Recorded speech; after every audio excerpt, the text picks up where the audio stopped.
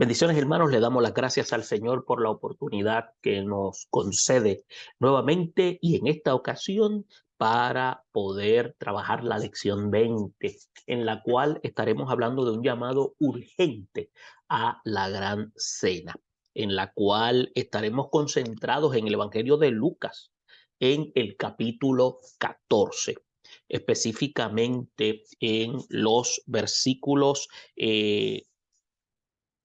15 hasta el 23. Y es importante que cada uno de nosotros entendamos la importancia de esta parábola que Jesús presenta y recomendamos entonces que cada uno de ustedes pueda tomar sus notas para que a la misma vez vaya, como diríamos, desmenuzando la información que el mismo Jesús quiso traer mediante esta enseñanza. El pensamiento central indica que nuestra tarea es llenar la casa de Dios. Por ello, no deben desalentarnos las excusas de los que no quieren venir al Señor. Por lo tanto, podemos decir que esto constituye ser un imperativo para la iglesia. Cuando Jesús le indicó a los discípulos que tenían que ir y hacer discípulos las demás naciones, eso también compete a la iglesia naciente, en la cual en este siglo XXI tiene esa responsabilidad que Jesús había descentralizado primeramente en los de la iglesia del primer siglo dirigida por los discípulos. Y ahora la encomienda de la proclamación debe ser con el propósito, como dice el pensamiento, llenar la casa. Y aquí más que un aspecto de una infraestructura, tiene una connotación en la cual se dirige a la vida eterna, en la cual estaremos en morada en el reino sempiterno con nuestro Señor. Por lo tanto, obviamente, entendemos que cuando proclamamos la palabra es necesario, luego de esa función proclamadora, invitarlos al templo para que puedan ser entonces discipulados y puedan ser nutridos del conocimiento de Dios a través de las Sagradas Escrituras. Pero también debemos tener claro de que muchas personas también han de rechazar el mensaje. Es por eso que cuando hacemos análisis en la parábola del sembrador, podemos notar también que muchos pueden recibir la semilla, pero aunque el pasaje tiene una connotación de los terrenos que equivale a los individuos, también implica de que hay terrenos que son áridos. En otras palabras, personas que la palabra llega, pero la misma muere porque las aves del cielo se la comen. En otras palabras, el término la maldad, como en el simbólico, hace que la palabra no ejerza la función, no porque carezca de poder, sino que el terreno, entiéndase el individuo, se ha convertido en el obstáculo principal. El texto de oro o el texto áureo indica que Jesús es el Señor al siervo, o mejor dicho, dijo el Señor al siervo: ve por los caminos y por los vallados y fuérzalos a entrar para que se llene mi casa.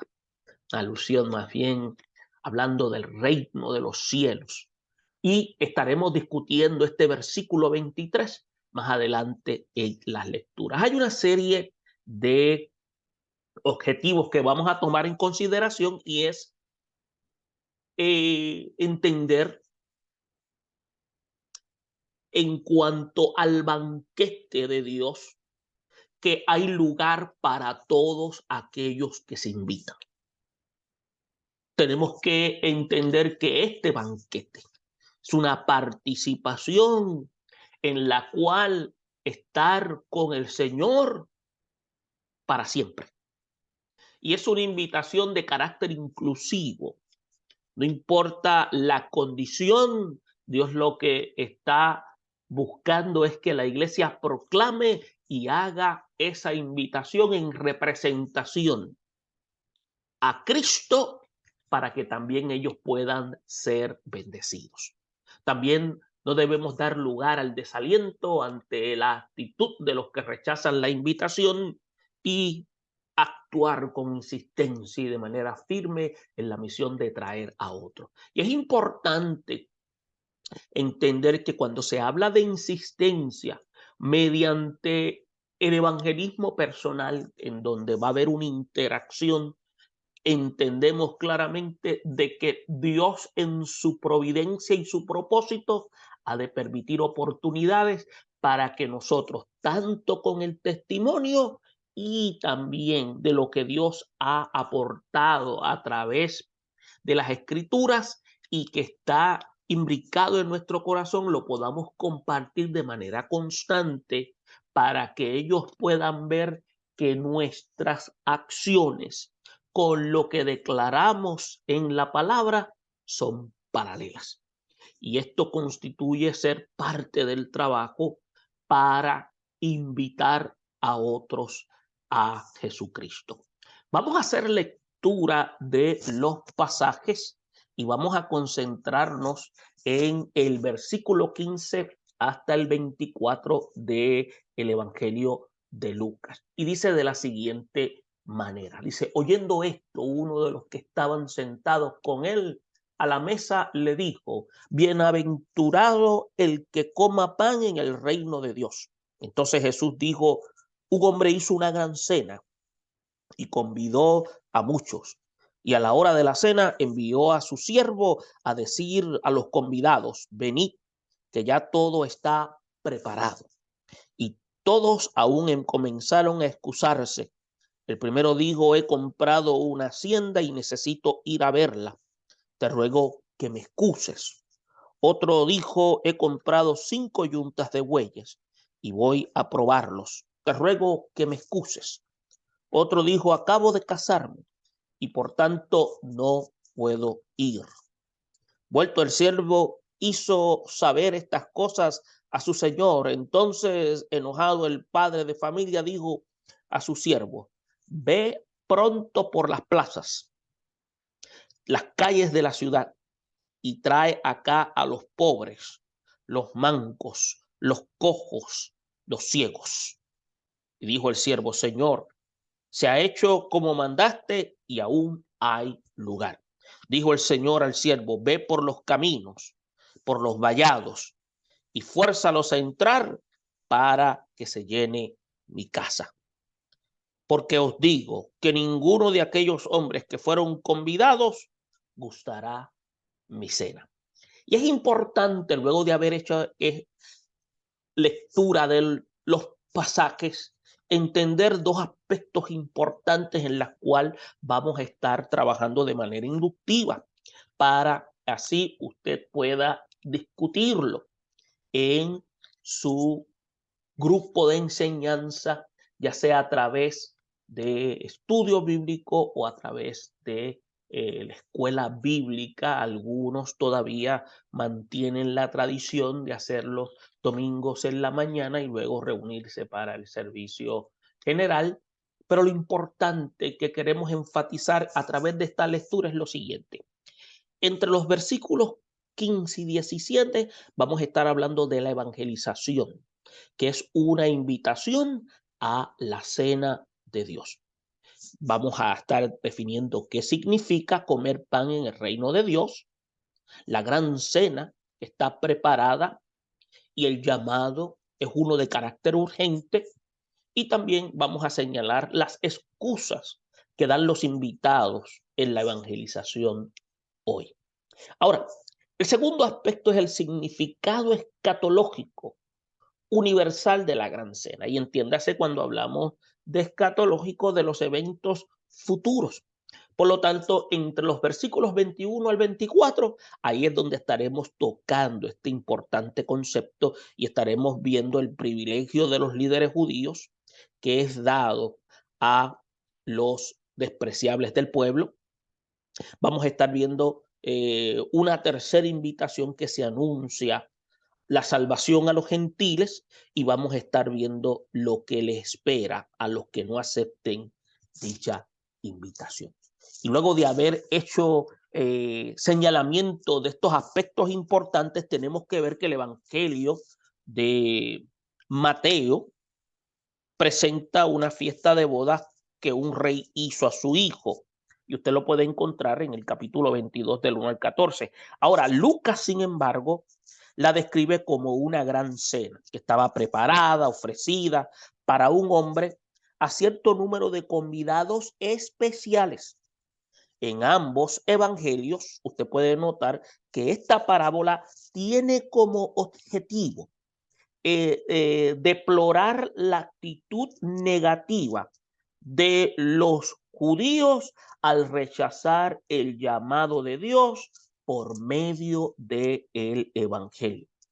En estos casos se destaca el plan divino de llamar a los gentiles, disfrutar del banquete que había sido preparado inicialmente para la comunidad judía.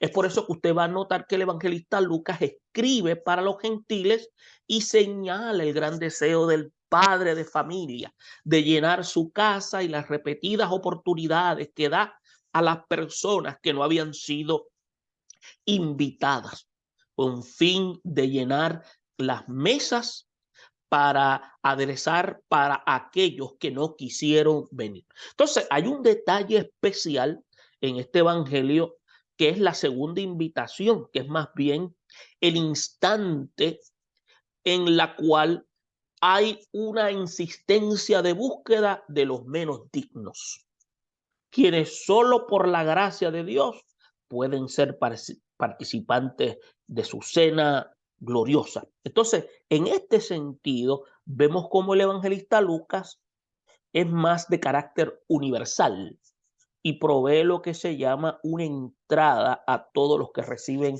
el llamado del Señor. Ahora bien, cuando usted y yo entramos a hacer lectura de los pasajes, vamos a ver una serie de aspectos importantes. Por ejemplo, mencionamos qué significa comer pan en el reino. Pues fíjese, en el momento de esta parábola, la primera parte que se encuentra en el capítulo 14, lo que hace es que prepara el momento de esta gran cena. Es por eso que recomendamos que hagamos lectura de todo el capítulo 14. Entonces, todo sucede un día de reposo en la casa de un gobernante que era fariseo, quien había invitado a Jesús a un banquete junto con sus pleyades de grandes personalidades de la ciudad. Entonces, se ha sugerido que el pronunció, si pudiéramos decirlo así, una especie de expresión, Jesús mismo cuando dijo, bienaventurado es el que coma pan en el reino de Dios. Entonces, si usted busca esta expresión, cuando lo señala, era a un fariseo que quizás no creía digno de ser seguro de participar de la mesa del reino de Dios. Perdón, en la resurrección, lo que lo motivó a hacer este comentario fue la última declaración de Jesús en cuanto a la recompensa en la resurrección de los justos, como habla en el versículo 14, que aunque no lo leímos, está más adelante. Ahora, además, se debe observar los hechos de Jesús que están descritos anteriormente y que escuchó con entusiasmo esas palabras escatológicas de Jesús. Es por lo tanto, usted va a encontrar expresiones cuando dice, bienaventurados los que coman el pan del reino de Dios, y esto era una especie de costumbre de los judíos pensar en que sus príncipes y maestros serían los más privilegiados y dignos de participar del reino de Dios, que según muchos de ellos sería de carácter material. Ahora, también hay una expresión donde dice por los vallados, usted lo va a encontrar en el versículo 23, donde es llamar a los que andan por los caminos, que se refugiaban junto a los cercos, y la demostración más clara de la superabundante gracia divina para los menos indicados según el mundo. Ahora, Cuando entremos en los versículos 16 y 17, que es ahora, usted va a notar lo siguiente. Usted sabe que dice, entonces Jesús le dijo, un hombre hizo una gran cena y convidó a muchos. Y el 17, y a la hora de la cena envió a su siervo a decir a los convidados, venid, que ya todo está preparado. Ahora, Dios prepara la cena, establece bondad y generosidad cuando se puede notar que es un llamado que hace el dueño de la residencia. Entonces, hay una cuidadosa comparación con otra de las parábolas de Jesús, en la cual ha de deducir que este personaje generoso es el que simboliza al Padre Celestial y aún a Jesús mismo, el mismo Dios encarnado en la persona de Cristo. Ahora, el Evangelio también hace un llamado a la cena. Tres razones hay para comparar el Evangelio del reino de Dios con una cena. Número uno, denota provisión de alimento y sustento espiritual, como cuando David canta, cuando dice, aderezas mesas delante de mí en presencia de mis angustiadores. Entonces, o como el llamamiento evangelístico que hace Jesús, si alguno oye mi voz y abre la puerta, entraré a él y cenaré con él y él conmigo, como lo señala el libro de Apocalipsis capítulo 3 versículo 20. Ahora, otro aspecto es que se presupone la función indispensable de una invitación de carácter general. El evangelio es la invitación divina comunicada por medios humanos para que la gente sepa que hay un lugar en la casa de Dios para todos los que quieren volver al hogar como hizo el hijo pródigo. Y otro tercer aspecto es la similitud entre el evangelio y una cena, que es lo que representa la íntima comunión que el anfitrión tiene con sus huéspedes. Si los ha invitado es porque les tiene cariño, les tiene confianza y por lo tanto le ha de mostrar sus tesoros de su casa y los compartirá con ellos. Entonces tenemos que ver también aquí que hay un llamado urgente en este tercer aspecto, y es que llega el momento del aviso que indica que la cena ya está preparada. El ser humano, a causa de su pecado, se alejó de Dios, se convirtió en una criatura miserable y depravada, al igual que el hijo pródigo que va por el mundo languideciendo y debilitándose cada vez más porque no encuentra cómo fortalecer su alma y desea entonces saciar su hambre espiritual con las algarrobas destinadas solo para cerdos, y ni aún eso podía conseguir. Entonces, usted va a notar que el Padre Eterno, en su bondad y abundante riqueza, siempre ha mantenido abundancia de pan en su mesa. Por eso es que todo lo que arrebunda en las criaturas necesitan saber que ya no necesitan andar codiciando las inmundicias del mundo, que hay un banquete espiritual para todos los que quieren venir. Es por eso que esta invitación es una invitación a todo aquel interesado en ser partícipe de esta gran cena. Entonces, usted va a notar que en los versículos 18 y 20, donde dice, y todos comenzaron a excusarse. El primero dijo que había comprado una hacienda y necesitó ir a verla.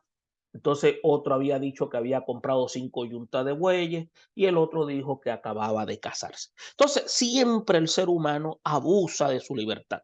El pecador no solo será condenado por su maldad, sino porque no ha aceptado la gracia redentora, lo cual puede librarlo no solo de la culpa del pecado, sino también del poder maléfico de él mismo. Entiéndase, la gente se pierde no porque peca, la gente se pierde porque rechaza la oportunidad de perdón en Cristo. Entonces, las excusas siempre nacen en el corazón.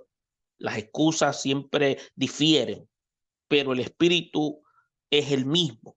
Hay, sin embargo, lo que se llama una gradación. Por ejemplo, el primero se cree que la necesidad absoluta de rehusar. El segundo dice simplemente que parte a probar unos bueyes, y el tercero anda con la excusa de que se siente dispensado por causa de su matrimonio y se contenta con responder no puedo ir. Y todos los motivos alegados son de carácter honorable. Ahora, son de carácter legítimo, son de carácter plausible a los ojos de los hombres. Son lo que se llaman las posesiones, los negocios, los afectos de familia, pero no hay ninguna incompatibilidad entre las cosas y la comunión con Dios. No son, en el fondo, más que vanos pretextos. El verdadero obstáculo está en otra parte y es el corazón. Entonces, ¿por qué inventamos nosotros excusas? Es una pregunta que deberíamos formular. Acuérdense que nosotros los humanos usan cualquier cosa para tratar de cubrir falta. Todo para proteger el ego y no quedar al descubierto de manera fácil. No saben que Dios mira el corazón y que por medio de la palabra penetra hasta partir el alma, el espíritu, las coyunturas, los tuétanos y discierne cada uno de los pensamientos, porque el lenguaje de Dios no es el lenguaje hebreo, el lenguaje de Dios son los pensamientos.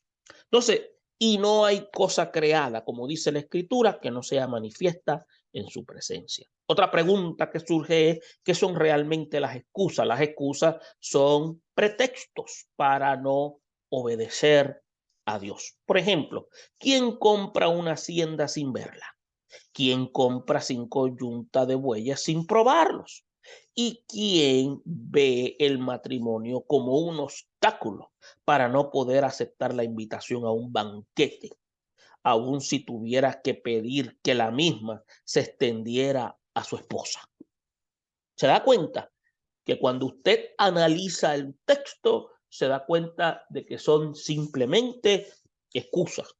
Y por eso nosotros, como evangelizadores, debemos estar preparados para combatir estas mentiras de Satanás, los inventos que el enemigo de la salvación pone en el corazón de aquellos que se mantienen bajo su negro manto del pecado. Entonces, nuestra responsabilidad y deber es ayudar a la gente a descubrir el verdadero origen de sus motivaciones y sus excusas.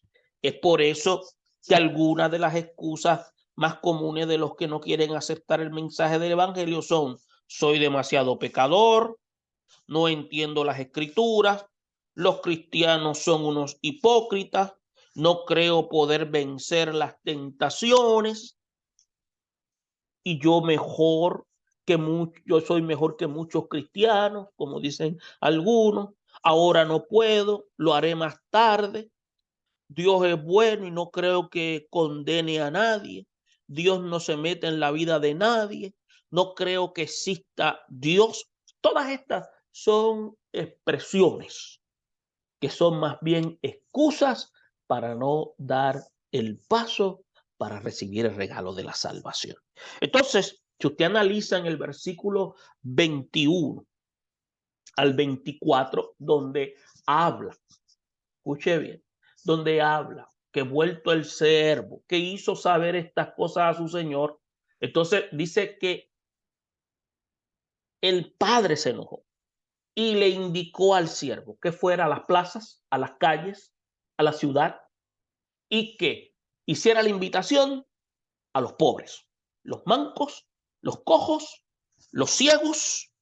Entonces también indica que el siervo le había dicho al Señor que también fuera por los caminos, por los vallados, y que los forzara a entrar para que se llenara su casa.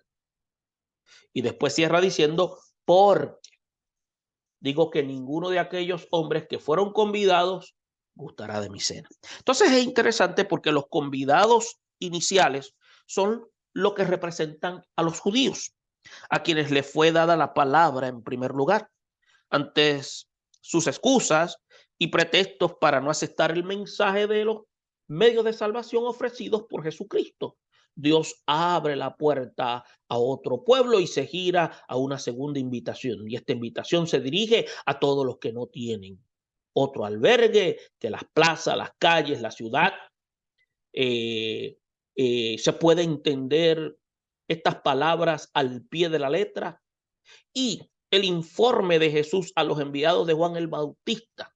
A los pobres es anunciado el evangelio, como dice el capítulo 7, versículo 22 del mismo Lucas, pero solo suponiendo que su miseria exterior los ha conducido a sentir su pobreza moral.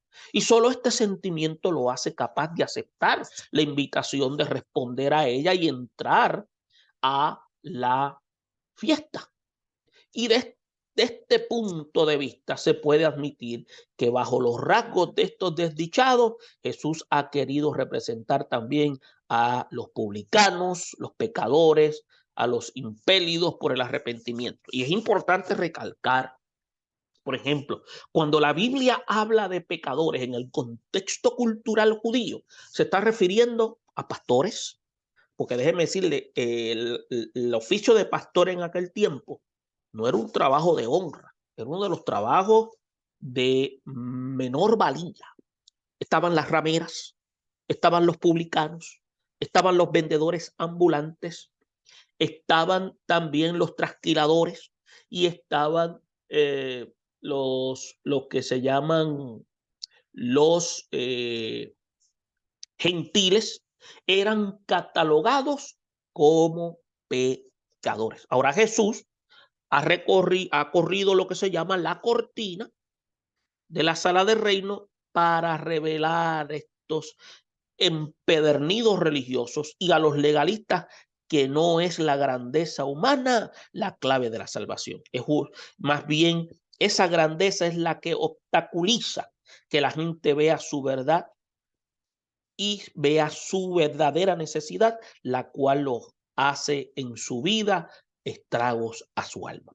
Entonces, el enojo de Dios representado aquí con el padre de familia se convierte en gozo al mandar al siervo, que en este caso es nuestro Salvador, a dar esta gran oportunidad a que los fariseos veían como pecadores a los publicanos, a los galileos, a los extranjeros y demás gente indigna.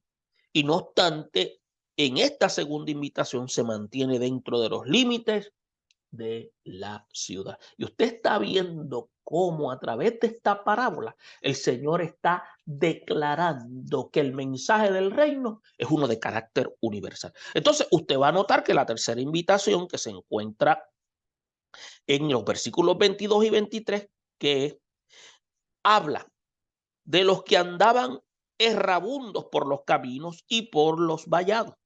Y esta lista de invitados se extendía mucho más allá de la ciudad y más allá de Israel, a los gentiles, aquellos que eran considerados por los judíos como perros y a quienes ellos habían desechado, fueron incluidos en la última invitación universal. Es por eso cuando usted va al Evangelio de Mateo, Mateo no habla de esta tercera invitación. Será porque él escribió simplemente para los judíos y no consideró apropiado mencionar esta última parte de la parábola. Podría ser. Ahora, el punto aquí es que no obstante esta rebeldía e incredulidad del pueblo israelita, solo sirvió para que se abriera la puerta de la gracia salvadora a nosotros los gentiles. Es por eso que el apóstol Pablo dice, digo pues, ¿ha tropezado los de Israel para que cayesen? De ninguna forma. Pero por su transgresión vino la salvación a los gentiles, para provocarlos a celos. Y si su transgresión es la riqueza del mundo y su defección la riqueza de los gentiles, cuanto más su plena restauración. Y esto usted lo puede encontrar en la declaración del apóstol Pablo en el capítulo 11 a la carta a los de Roma, versículos 11 y 12. Entonces podemos decir que Dios es fiel en sus promesas y tiene que proveer los medios para que la descendencia de Abraham, según la carne, sea restaurada. Entonces, aunque nada será hecho fuera de Cristo y su obra, nosotros, mientras tanto, debemos tomar la palabra al padre de familia y salir con el mensaje de invitación a la gran cena de Dios a todos los que sin merecerlo han de disfrutar la fiesta que ya había sido preparada. Entonces, ahí en el versículo 24, que es el que vamos a trabajar en estos momentos, vemos un detalle interesantísimo. Y es entonces donde el Dios fiel en sus promesas quiere proveer entonces los medios para la restauración de su pueblo escogido. No significa que sus juicios no sean rectos y firmes. Los que menosprecian y quienes rechazan la oferta divina de salvación por gracia tendrán que enfrentarse a la ira divina. Es por eso que la versión de Mateo da a esta parábola una declaración mucho más fuerte en cuanto a los convidados que no atendieron ni acudieron al llamado del rey. Dice que tomando a los siervos, los afrentaron y los mataron. En cuanto a la aplicación de los juicios de Dios, escuche bien, cuando dice a oírlo el rey, al oírlo el rey, mejor dicho, se enojó y enviando sus ejércitos, dice que destruyó aquellos homicidas y quemó su ciudad.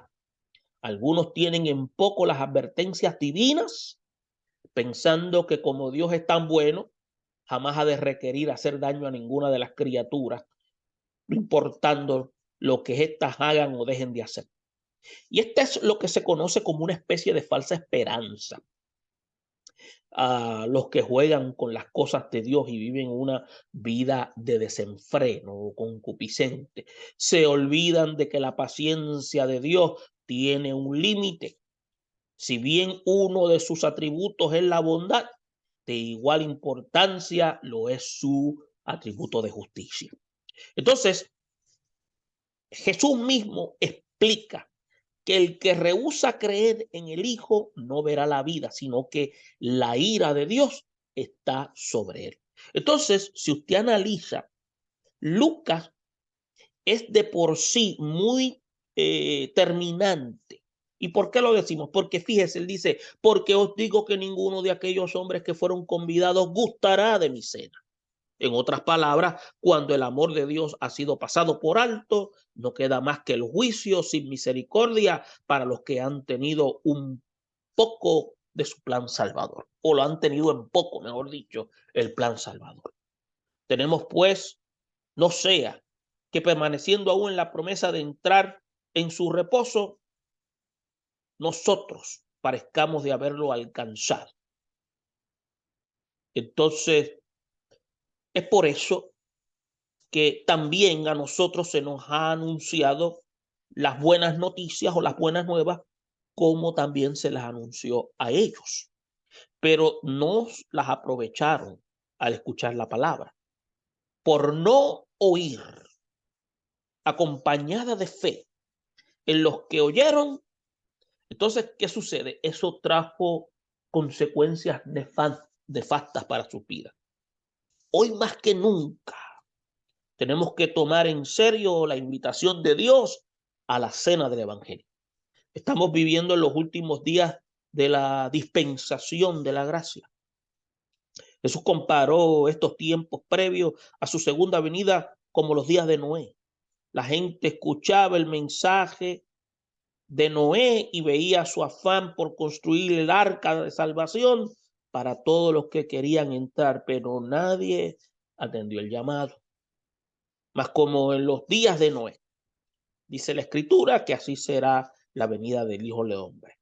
Porque como en los días de Noé antes del diluvio, dice que estaban comiendo, bebiendo, casándose, dándose en casamiento hasta el fin en que Noé entró al arca y no entendieron hasta que vino el diluvio y se los llevó a todos. Entonces así será también la venida del Hijo del Hombre. Es una alusión clara del estado depravado del ser humano, donde ahora Dios no es parte de su agenda. Ahora, sin embargo, contamos con nuevos recursos espirituales y con un mensaje de gracia para alertar el corazón de todo aquel que escucha la palabra. Es por eso que el Espíritu Santo está utilizando a los siervos de Dios para propagar la noticia de que aún hay lugar para todos los que quieren venir. Entonces tenemos y podemos pregonar las palabras del profeta cuando dijo: a todos los sedientos, venid a las aguas. Los que no tienen dinero, venid, comprad y comed. Venid, comprad y comed sin dinero, sin precio, vino y leche.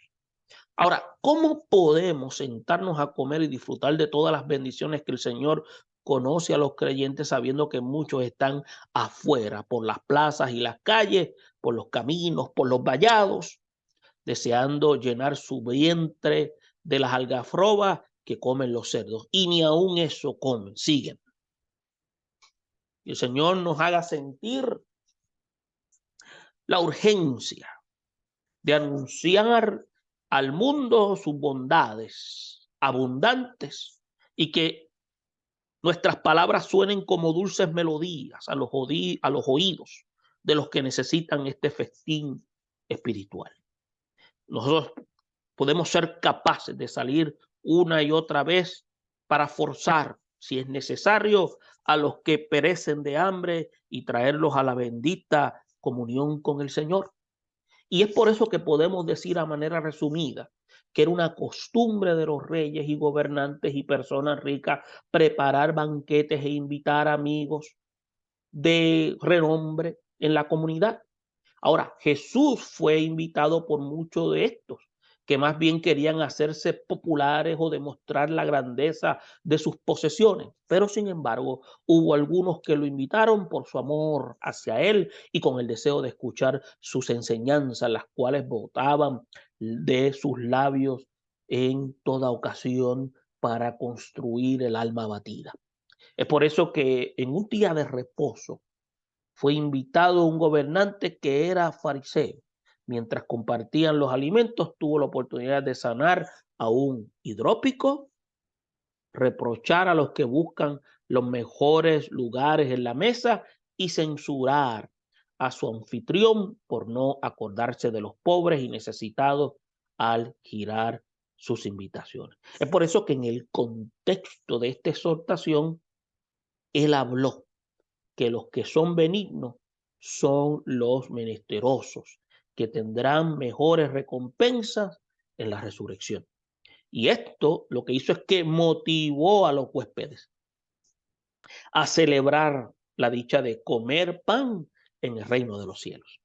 Y esto lo que hizo fue que provocó la parábola de la gran cena, en la cual usted va a notar que se establece que los convidados, que eran los judíos, al negarse a acudir a la invitación del evangelio, estaban dejando la puerta abierta para que entraran los gentiles que no eran pueblo de Dios.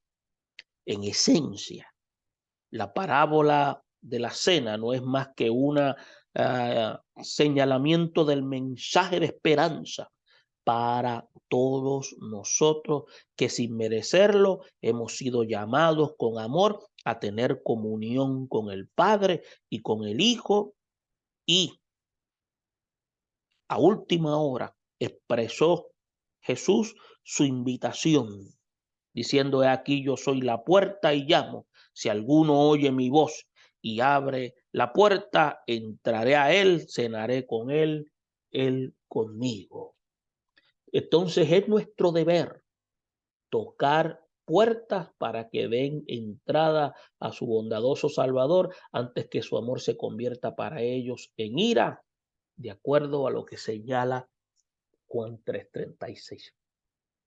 Ahora, hay una serie de preguntas que podemos tomar en consideración, como ¿qué fue lo que originó el comentario del fariseo? Lo que lo motivó fue la última declaración de Jesús en cuanto a la recompensa en la resurrección de los justos. Ahora, otra pregunta. ¿Por qué invitamos y presentamos excusas? Siempre se ha usado cualquier cosa para tratar de cubrir faltas, proteger nuestro ego, y son meros pretextos para no volvernos a Dios. ¿Quiénes son los invitados iniciales a la cena? Los iniciales son judíos, a quienes les fue dada la palabra en primer lugar. ¿Cuál es el mensaje central de la parábola de la gran cena? Es uno de esperanza para todos aquellos que sin merecerlo han sido llamados con amor a tener comunión con el Padre y el Hijo. Y por último, ¿qué va a pasar con aquellos que han rechazado la invitación a participar a la gran cena? El amor de Dios ha sido pasado por alto. No queda más entonces que el juicio sin misericordia para los que han tenido en poco el plan salvador. Esperamos que esta información sirva de ayuda y edificación para la preparación de su clase. Bendiciones a todos.